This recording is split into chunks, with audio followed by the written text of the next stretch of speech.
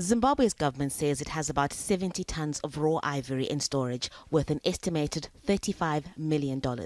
Elephant tusks collected over the years from animals that died from natural causes or seized from poachers. Wildlife officials want an international ban on ivory sales lifted so the country can legally sell piles and piles of these tusks. They say some of the money raised would benefit poor rural communities.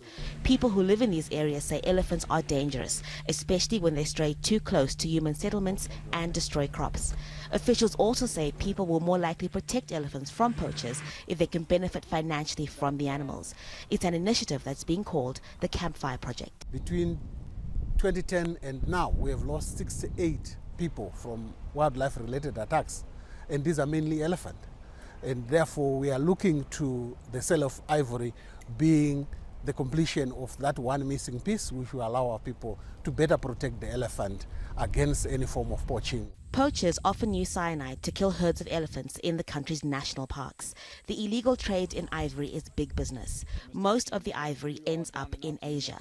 Some animal rights activists fear legalizing the trade in ivory wouldn't benefit the poor at all, but could end up helping the lucrative black market. The people that own the land surrounding the safari parks and all that are all ministers and ministers' families. There's nothing for the communities. The CAMPFIRE, in Zimbabwe, there's about 1 or 2 that are working. The rest have collapsed because the fat cats are just pocketing the money and it's not going to the people where it's supposed to go. Government officials deny allegations of corruption.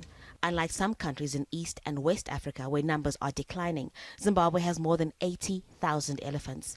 Wildlife officials say that's too many for the small southern African country to manage effectively. The continuing drought has affected both people and animals. The cash-strapped government says selling its stockpile of ivory could help it raise money to finance struggling national parks and drill much-needed boreholes. But it's a divisive and controversial issue. Some in the international community fear if Zimbabwe is allowed to sell its stockpile of ivory worth millions, poaching could increase and even more animals could be systematically targeted for profit. Haru, Mutasa, Jazeera, Harare.